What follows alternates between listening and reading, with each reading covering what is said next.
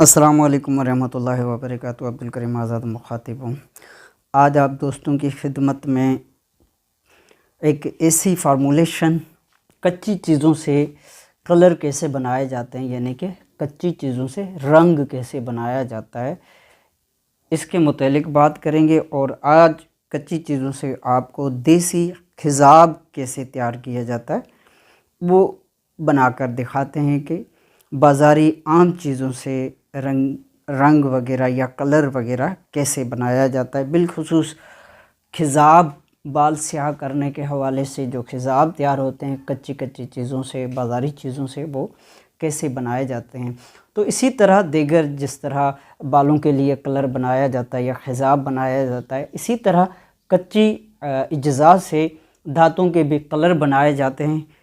तो इस राज को समझ जाए जो, वो कच्ची चीज़ों से भी काफ़ी सारे कलर बना सकता है। आज हम आपको दिखाते हैं कि खिज़ाब, देसी अज्जा से कैसे बनाया जाता है, जिसका कोई साइड इफ़ेक्ट नहीं, कोई रिएक्शन नहीं और लाजवाब रिज़ल्ट का हामिल खिज़ाब है। तो इसमें हमें 3 चीज़ें दरकार होंगी। नौशंदर अलग से सफ़ूफ़ करके रख लेना है, और ये माजू है, साफ़ शफाफ लेना है जिसमें सुराख वगैरह ना हो, इसका भी अलग सफ़ूफ़ बनाकर रख लेना है।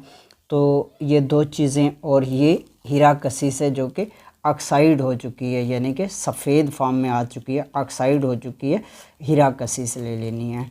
तो ये 3 चीज़ें हैं, तीनों का अलग अलग सफ़ूफ़ बनाकर रख लेना है और किसी बर्तन वगैरह में महफूज रख लें।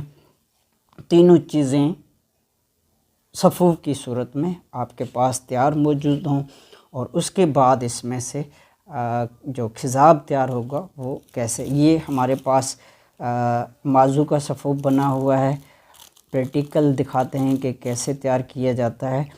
तो हम थोड़ा सा इसमें माजू का सफ़ूफ़ शामिल करते हैं, और इसमें थोड़ा सा हम हीरा कसीस का पाउडर शामिल कर रहे हैं, और इसी तरह नौशंदर जो कि हमारे पास पहले से सफ़ूफ़ शुदा हालत में मौजूद है, जो कि ये जौहर निकाले हुए हैं, तो फ़िलहाल यही हम इस्तेमाल करते हैं। लेकिन कच्चा नौशंदर सफ़ूफ़ किया हुआ भी आप शामिल कर सकते हैं। तो ये 3 चीज़ें हैं, इस तरह कच्ची शामिल करनी हैं। ये इस तरह कच्ची चीज़ों से रंग बनाए जाते हैं, यानी कि कलर बनाए जाते हैं कि कच्ची चीज़ें रंग कैसे देती हैं। तो ये मिक्स कर लेना है आपने, तीनों चीज़ें अच्छी तरह मिक्स करके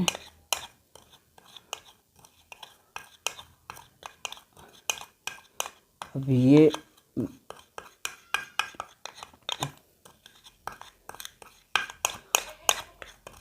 तो इस तरह ये तीनों चीज़ें अच्छी तरह मिक्स कर लेनी है। तीनों सफ़ूफ़ जितना ज़्यादा बारीक सफ़ूफ़ किया हुआ होगा उतना ज़्यादा बेहतर होगा। हम तो सिर्फ दिखा रहे हैं, आपने तीनों चीज़ों का अलग अलग सफ़ूफ़ अच्छी तरह गुबार बनाकर रख लेना है। तो ऑक्साइड हो जाए हीरा कसीस कोई मसला नहीं, आप इस्तेमाल कर सकते हैं। तो इस तरह ये तीनों चीज़ें इकट्ठी सफ़ूफ़ कर लेनी है। और ये पानी है, थोड़ा सा इसमें हस्बे ज़रूरत पानी शामिल करना है, ज़्यादा नहीं करना, बस थोड़ा सा। जैसे ही ये अब स्याह हो जाएगा सारा का सारा, जैसे ही हम इसमें पानी डालेंगे तो ये स्याह खिज़ाब बन जाएगा। तो इस तरह ये कच्ची चीज़ें जो इनका रिएक्शन होता है, और ये अच्छी तरह आपने मिक्स कर लेना है। जो ही मिक्स करोगे ये बिल्कुल काला स्याह खिज़ाब बन जाएगा। तो ज़्यादा पानी नहीं डालना है खिज़ाब के लिए, जब भी इस्तेमाल किया जाएगा तो मेहंदी की तरह गाढ़ा पेस्ट बनाया जाएगा।